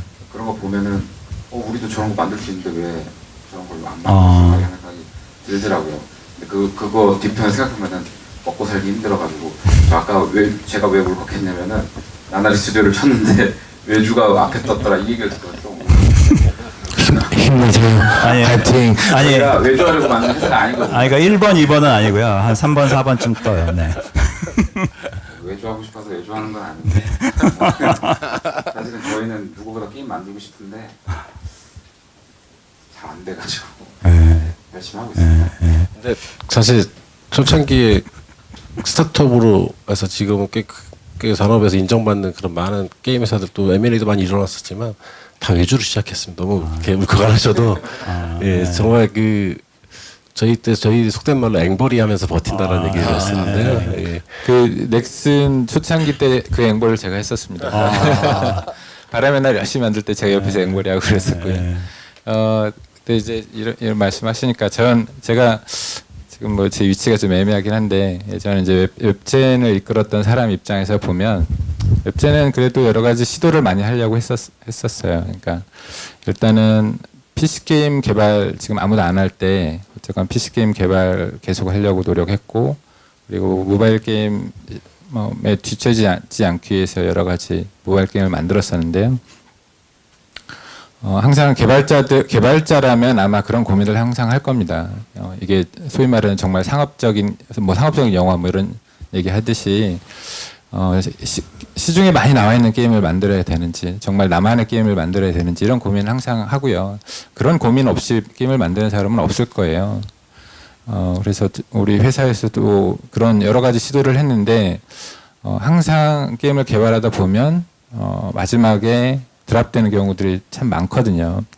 그러니까 인디게임 개발사들 같은 경우는 그럼에도 불구하고 일단 출시한 다음에 서비스 한번 해보자. 그래서 평가를 받아보자. 이렇게 해서 출시하는 경우들이 많지만 회사 규모가 커지면 커질수록 그렇게 만들었다가 조금 시장에서 인기를 못 끌 것 같으면 경우에 따라서는 출시 안 하는 게 훨씬 더 나은 선택일 경우가 많기 때문에 실제로 출시되는 거에 비해서 훨씬 더 많은 시도를 웹젠도 했었고요. 아마 넥슨이나 다른 많은 회사들이 훨씬 많은 시도들을 했었을 겁니다. 그리고 경우에 따라서는 그렇게 해서 저희도 출시를 했는데 정말 많은 비판을 받았죠. 뭐 이딴 게임을 만드냐, 내지는 이것밖에 못 만드냐. 근데 그게 어쨌건 많은 유저들이 원하는 게임 에서 좀 벗어난 거를 만들면 그런 비판을 많이 받을 수밖에 없고 어떻게 보면 우리나라의 어떤 게임 시장이라는 게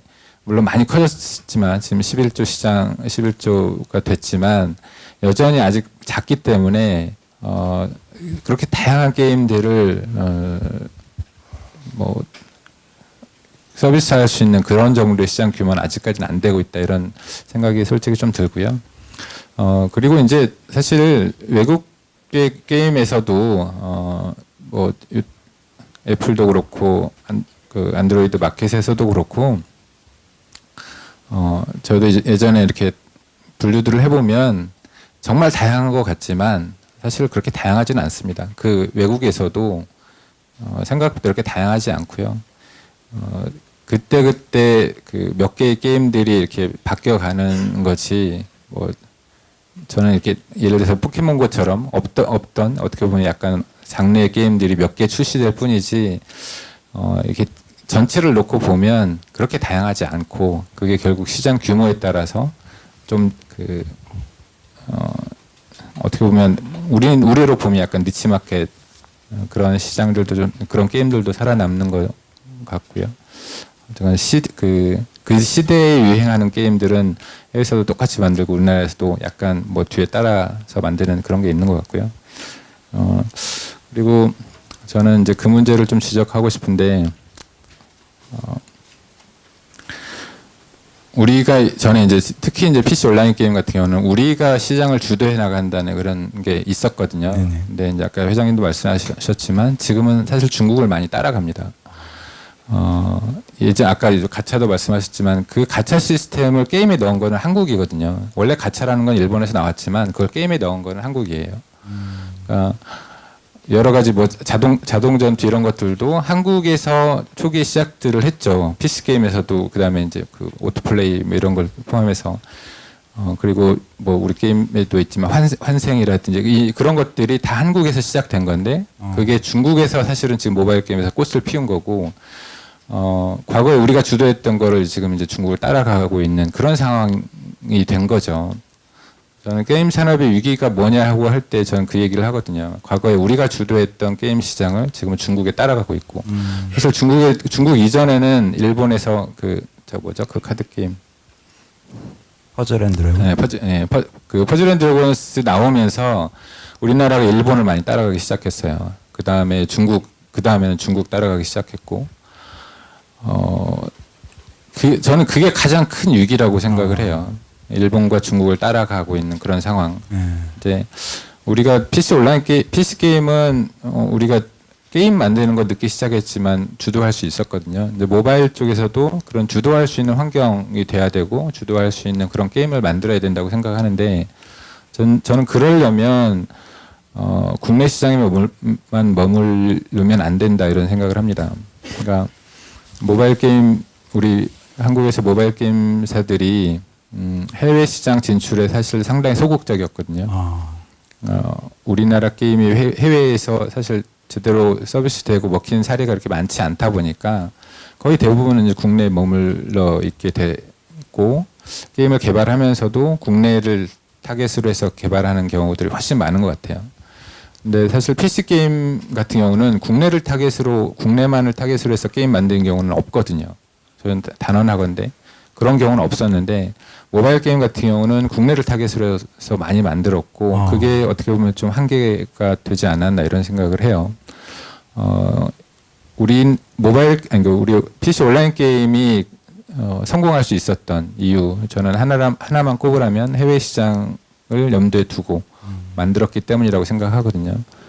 90년대 말 2000년대 초반까지 우리나라 시장 규모에 비해서 PC 게임 만드는 회사들이 워낙 많다 보니까 국내만을 바라보고는 살아남기 어렵다는 생각들을 많이 했고, 근데 마침 뭐 일본, 중국 이런 쪽에서의 시장도 열리면서 사실 그쪽을 타겟으로 한 게임들을 많이 만들었었죠. 근데 모바일 쪽 같은 경우는 해외 시장이 열리기 전에 어떻게 보면 그러니까 지금 북미 유럽 같은 경우 그러니까 뭐 지금은 좀 나아졌지만 북미는 여전히 PC 뭐 콘솔 패키지 이런 게임들이 더 큰 시장이고 뭐 이제 모바일 게임 거의 비슷해졌나요? 뭐 이렇게 된 것 같은데요.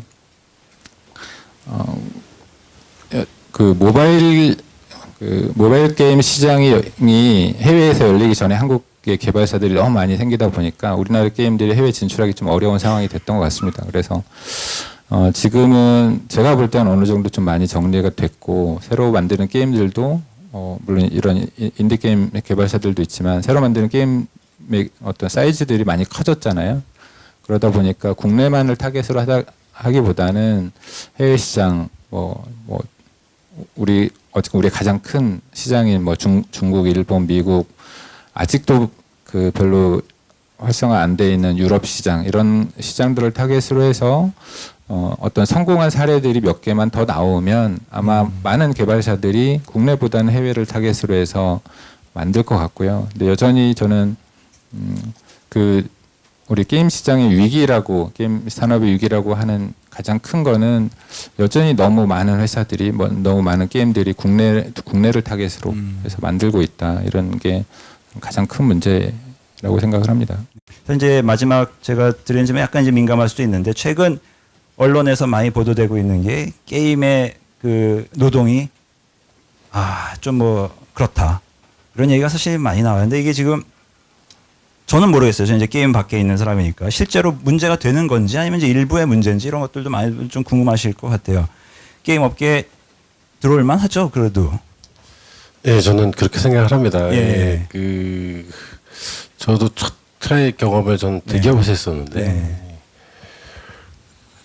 대기업보다는 훨씬 더 이 일이 많다 적다를 떠나 산미적인 소통을 하고 그 일을 할 것이냐 안 할 것이냐를 내가 선택할 수 있는 그런 환경이었다고 생각을 하기 때문에 굉장히 그 어떤 뭐 해고냐 아니냐라는 어떤 연결선상에서 내가 이걸 강제적으로 하지 않으면 해고당할 거야 이런 속에서 사는 것이 뭐 일부 있을 수도 있겠습니다만은 저는 그 어떤 산업보다도 충분히 자기의 의견을 피력하고 자기 선택에 따라서 결정할 수 있고 또 사실 저희 산업은 물론 지금은 사실 상대적으로 아까도 말씀드렸지만 스타트업에서의 도전이 굉장히 좀 주춤거리고 있는 굉장히 가서 제 주변 분들도 굉장히 어려워하고 계신 이런 환경이긴 하지만 여전히 또 뭔가 내 의지가 있다 뭔가 또 이게 그 전제 조직에서 뭔가 해결이 안 된다면 나가서 내가 한번 해보겠다고 하는 분들이 계속 나오고 있는 저는 충분히 도전할 만한 시장을 생각합니다.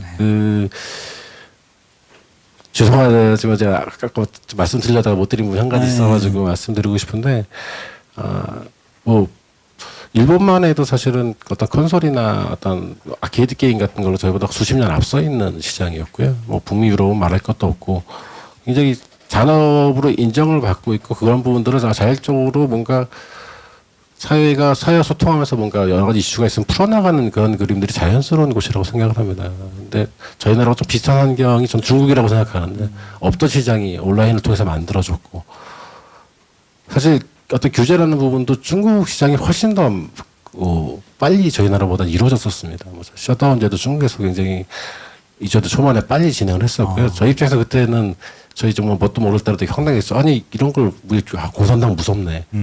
야 쟤는 그냥 가서 마음에 안 들면 저렇게 바로 강제적으로 통제를 하는구나.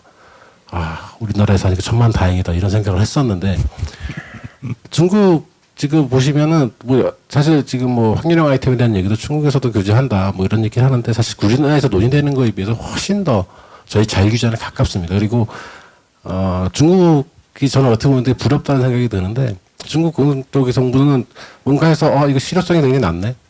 이거 문제가 일부 있지만 산업 드라이버에 육성해야 되는 게 더 맞겠네라고 하면 바로바로 그게 지정이 됩니다.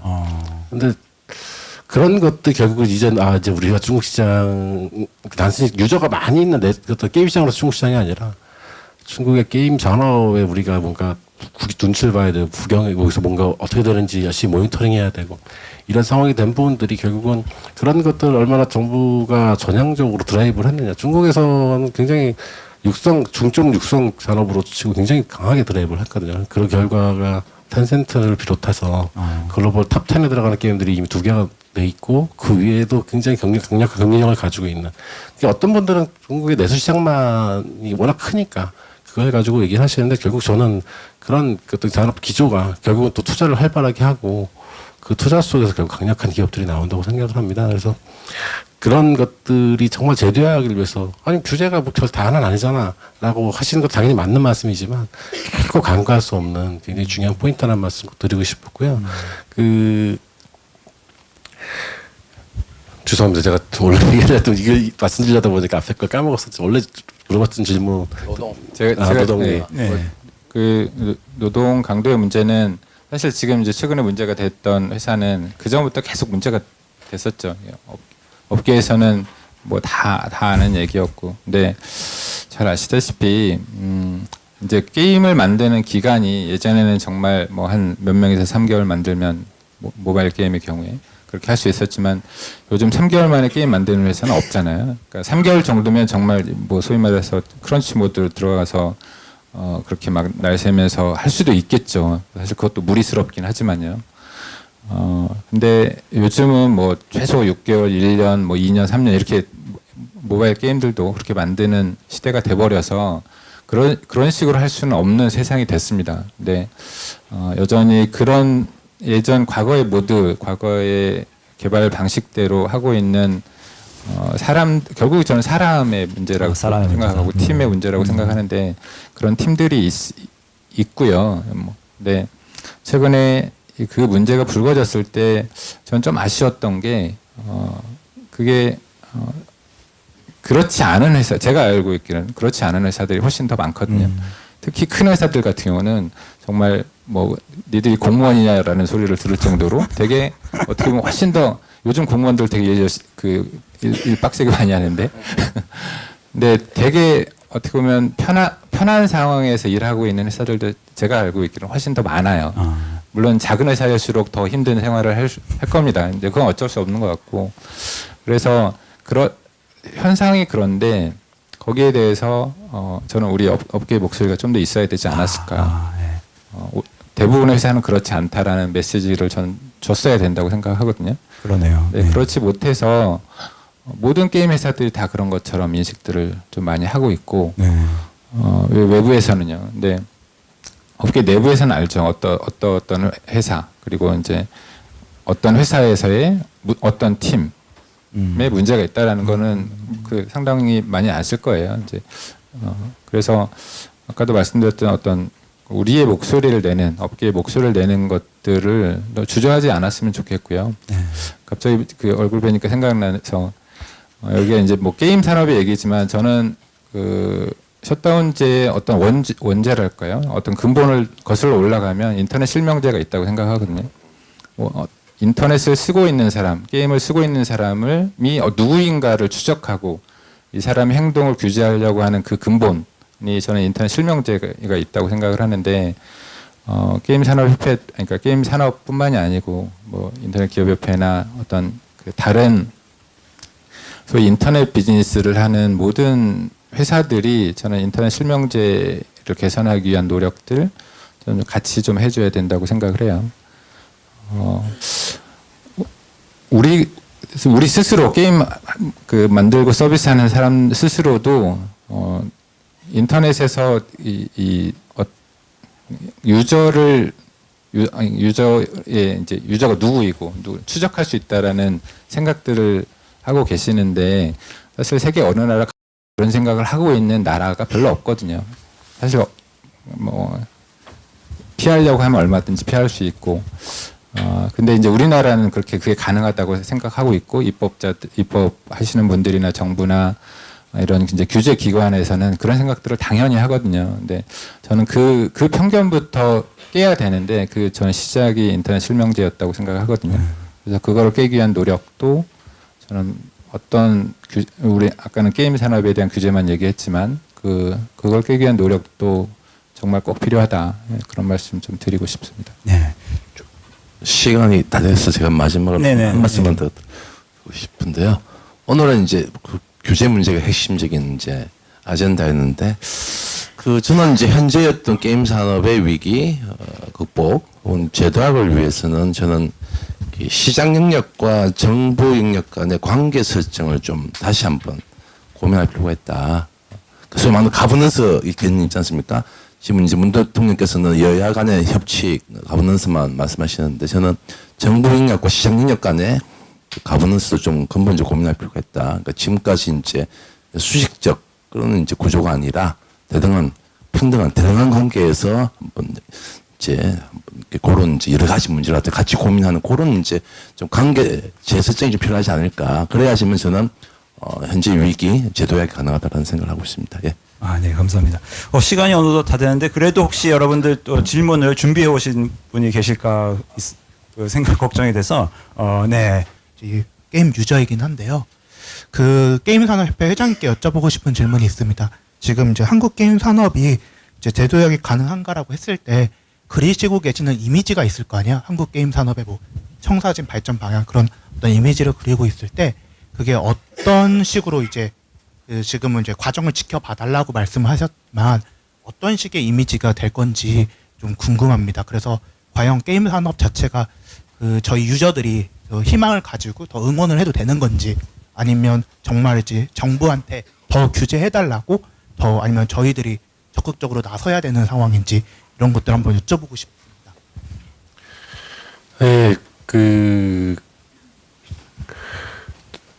그렇습니다. 뭐 제가 생각했을 때 결국은 이게 바람직한 일인지는 모르겠지만 사실 어떤 국가에서 산업이라고 하는 것이 결국 자국의 내수 산업의 베이스 없이 수출만을 가지고 성장하기는 쉽지 않다고 생각합니다. 이게 국내 기업들이 왜 해외를 못 나가느냐, 왜 안 나가느냐 이런 얘기들이 있을 때 사실 안 나가고 싶은 게 아니라 못 나가고 해외 성과가 잘 안 나오고 이런 거라고 생각을 하거든요. 과거 이제 온라인 게임 같은 경우에도 궁극적으로 가능성을 본 상태에서 사실 모바일 플랫폼이 빠르게 성장하면서 북미 유럽에서는 크게 성과를 별로 못 냈다고 생각을 하는데 아시아권에서는 굉장히 꽤 의미 있는 성과 그리고 그 의미 있는 성과를 바탕으로 아직도 국내 게임 산업이 굉장히 수출에서 효자 기업이다. 문화 콘텐츠에서 50% 이상의 비중 차지하고 있는 수출 효자 산업이다라는 얘기를 할 수 있는 거라고 생각이 드는데요.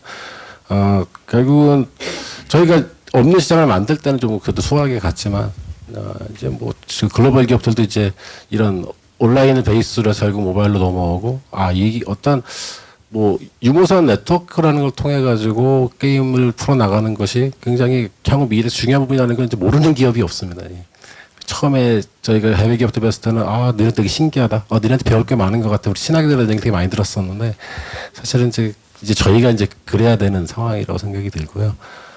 청사진은 사실 제가 생각하는 게 그렇습니다. 결국은 제가 제 주변에 많은 분들에게 야, 일단 버텨라. 버티는 게 남는 거다. 자꾸 올인하지 마라. 한 방에 뭔가 결과를 보려고 그러면 뒷감당하지 못한다. 예. 좀 일단 버티는 자가 승자니까 잘 버텨라는 얘기를 많이 하는데 그게 아무것도 하지 말고 버텨라는 게 아니라 자기 수준에 맞는 소화할 수 있는 그림을 그리면서 자꾸 여러 가지 지도들을 하면서 풀어 나가야 된다라는 게 제 생각이고요. 결국은 뭐 말씀하셨는데 이저분께서 이렇게 질문 주셔서 감사드리고 이렇게 관심 가지신 분들이 관심을 안 가져준다라거나 굉장히 부정적으로 본다는 이런 것들은 산업에 있어서 굉장히 치명적이라고 생각을 하고요. 근데 저는 이렇게 비난해 주시는 건 사실 굉장히 긍정적이라고 생각합니다. 뭔가 소통하고자 하는 거고 그러니까 뭔가 다른 생각이 있으시다는 거고 이런 것들은 바꿨으면 한다라는 거고 그런 것들을 얼마나 귀 기울이면서 저희가 풀어나가느냐는 게 중요한 부분이고 저희가 그런 것들을 해냈을 때 결국은 글로벌 경쟁에서도 저희가 대기업들하고도 승부할 수 있는 그런 상황을 만들어낼 수 있지 않을까 생각을 합니다. 뭐 사실 제가 생각해도 굉장히 좀 아쉽다는 부분들이 분명히 존재하고요. 근데 저희 기업들이 그걸 안 하고 있는 건 절대 아니다는 거 이해해 주셨으면 좋겠어요. 저희가 분명히 그 기대해 주시는 것만큼 그리고 좀 지원해 주시는 것만큼 또 뭔가 결과물들을 낼 거고 제가 가장 바라는 부분들은 뭐 지금 게임사들도 굉장히 잘 됐으면 좋겠고요. 그리고 정말 그 저희 나라에서도 사실 이제는 좀 드문 일이 저희 산업뿐만 아니라 좀 다른 쪽에서도 좀 드문 일이 됐는데 뭐 몇 년에 아니면 거의 10년에 한 번씩 새로운 게임 어떤 인터넷 기업들 같은 경우 새로운 기업들이 IT 기업들이 겨우 이제 시장에서 부각되는 게 나오는 것 같습니다. 좀 저희는 좀 다른 곳에 비해서 굉장히 적다는 생각이 들고요. 새로운 기업들이 좀 나와서 기존의 어떤 선도 기업들하고 같이 충분히 경쟁할 수 있는 그런 기업들이 계속 끊임없이 나와주는 게 결국 저희 산업이 성장하는 길이 아닐까 생각을 합니다. 조심스럽게 이제 점진적으로 발전해 가야 되는 문제 있고 뭐 그럴 수도 있긴 하지만 지금 제가 보기에 이제 창업계나 아니면 노동계 같은 경우에 보면 지금 정권이 바뀐 상태에서 글쎄 뭐 한 1년 안에 이제 모든 것을 실행하지 않으면 안 된다라는 식의 얘기를 하면서 사실은 드라이브를 하고 있거든요. 그래서 조금은 물론 모든 것에서 좀 추진을 빨리 하다 보면 부작용이 있을 수도 있습니다만 지금 현재 이런 기조가 좀 그래도 좀 업계에 호의적일 수 있는 상황이 되었을 때 실행이 한 1년 안에 뭔가 돼야 될 부분들이 좀 있어야 된다고 생각은 들더라고요. 그러니까 저 다른 이제 업계 움직이는 걸 보니까 1년 안에 뭘 그래도 관철시키고 관철시키자는 생각이 있는데 좀 그런 부분에 대한 계획이 좀 필요하지 않을까 이런 생각이 들거든요. 뭐 예를 들어 말씀하신 부분에 보면 결제한도 조정 같은 문제라든지 이런 법적인 개정이 필요 없는 부분들이 있다면 그런 것부터라도 빨리 관철시키는 부분은 좀 계획을 세우면 어떨까 이런 생각이 좀 들어요. 그래서 그런 좀 빠른 계획들, 그러니까 관철식 좀 뭔가 단기적으로 달성할 수 있는 계획에 대한 생각이 있으시면 좀 한번 좀 얘기를 해주시면 감사하겠습니다. 예, 저도 같은 마음입니다. 예. 1분 1초라도 빨리 했으면 좋겠다는 마음이. 근데 사실 제가 느끼는 건 사실 처음에 저도 어떤 재작년에 처음 협회를 맡으면서 이런 사회와 소통하고 뭐 입법부, 사법부, 행정부와 소통하고 미디어와 소통하고 처음 제대로 경험하는 건 처음 하는 거랑 마찬가지인데 겪으면서 사실 저는 처음엔 굉장히 긍정적이었습니다. 이게 다들 이해하고 계시는구나, 얘기가 되는구나. 이 정도면은 곧 되겠네라는 생각을 2년째 하고 있습니다. 이제 만 2년이 지나가는 것 같습니다. 이게 말씀하시는 거와 실질적으로 그게 변하는 거는 굉장히 다르다. 그리고 저하고 분명히 어제 이렇게 얘기하셨는데 오늘은 다른 얘기를 하시는구나. 이런, 예. 이분들에게 뭔가 책임을 지시라고 하는 게 굉장히 어렵구나라는 생각이 되게 많이 합니다. 뭐 조심스러운 말씀입니다만. 당연히 저는 빨리 바뀌는데 하루하루 1분 1초라도 빨리 바뀌고 빨리 개선이 된다면 그만큼 저희 나라의 게임 산업이 대도하게 할 수 있는 길이 더 빨리 열린다고 생각을 하는데요. 근데 그렇다고 저희가 막무가내일 수는 없으니까 좀 어떻게든 이렇게 관심을 가져주시고 또 저희 업계 출신의 교원도 계시고 이렇게 또 굉장히 힘을 많이 실어주고 계시기 때문에 이런 축으로 빨리 그런 책임지려 하지 않는 모습들이나 어떤 굉장히 그래도 고민, 걱정이 많은 분들에 대해서 저희가 빨리 저희 긍정적인 답변을 얻을 수 있도록 최선을 다해야 된다고 생각합니다. 네, 사실 제가 아까 빈말이 아니고 권시선 회장님께서 게임산업협회뿐만 통해서 그리고 또 이제 다른 기관들이 되게 열심히 뛰어다니고 계십니다. 그래서 그게 얼마나 성과가 있을지는 모르겠는데 지금 되게 열심히 하고 계시다 이런 말씀을 드리고요. 뭐 덧붙여서 좀 약간 다른 답일 수는 있는데 저는 그런 생각을 좀 해보는데 어쨌건 새로운 정부에서의 게임 산업의 주무 부처가 누가 돼야 되느냐 이런 논란이 지금 이제 그런 논의들이 있는데요. 기억하실지 모르겠는데 박근혜 정부 초기에 그러니까 인수위에서는 게임 산업을 미래부로 원래 넘기는 걸로 계획이 되어 있었습니다. 근데 이제 그게 나중에 이제 국회 논의 과정이나 이런 데서 다시 문화부에 남게 되었는데요. 지금 어떻게 보면 지금도 되게 기형적인 상황이 되어 있습니다. 게임 산업은 문화부에 있지만 소위 말하는 디지털 콘텐츠는 미래부에 있거든요. 근데 게임은 어떻게 보면 가장 대표적인 디지털 콘텐츠죠.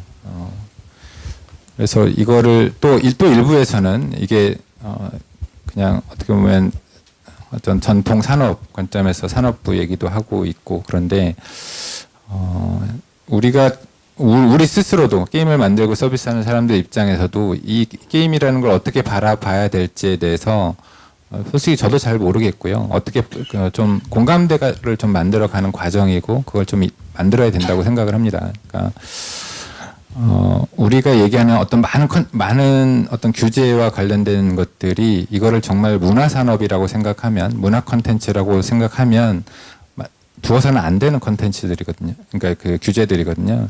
예를 들어서 이걸 영화나 뭐 소설이나 이런 거랑 대비를 하면 그게 이제 어떻게 문화 콘텐츠들이니까 그런 거랑 비교를 하면 이건 정말 말도 안 되는 규제들입니다.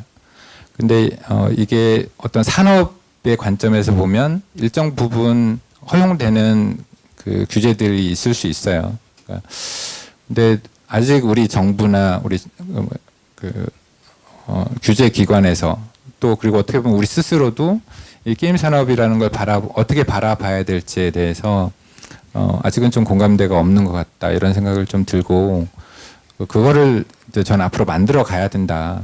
저는 여전히 이게 문화 콘텐츠로서 문화 산업 제가 어디 가서도 항상 영화랑 비교를 많이 하는데요. 뭐 유사한 측면들이 많아서 저는 이제 그렇게 얘기를 하는데 실상은 문화 콘텐츠로서 인정을 안 하고 있는 거거든요. 그럴 바에는 문화부에 사실 있으면 안 되는 것처럼 그런 거에 대한 얘기들을 사실 많은 토론을 거쳐서 저는 만들어 가야 된다고 봅니다. 네, 감사합니다. 오늘 그 게임에 대해서 많은 얘기 나누다 보니까 참 우리 스스로 해야 될 일이 은근히 많다라는 생각이 들었어요. 여러분들 이 게임 업계 그리고 이 게임에 대해서 아쉬운 점도 많고 좀 안타까운 점도 많겠습니다만 더 좋은 모습을 만들기 위해서는 게임이라는 문화를 스스로 만드는 사람 그리고 그걸 즐기는 사람 표현하고 즐기는 사람 스스로 목소리를 내고 옆을 좀 돌아봤을 때 더 좋은 방향으로 가기 위한 이제 힘이 생기지 않나 그런 생각이 듭니다. 그리고 그런 말씀들을 또 오늘 다들 해주셨어요. 그래서 오늘 뭐 긴 시간 여러분 시간이 훌쩍 지났는데 아마 이제 게임에 대한 애정이 누구보다 많으신 이제 네 분을 모시고 얘기 듣다 보니까 시간을 좀 멀고 들으셨으리라고 생각을 합니다. 오늘 대한민국의 게임 밝죠? 네, 그럼요. 네, 너무 당연한 말씀을 해서 웃음으로 마무리해 주셨는데 오늘 그 자리해 주신 네 분께 여러분 큰 박수 부탁드립니다. 네, 감사합니다. 네.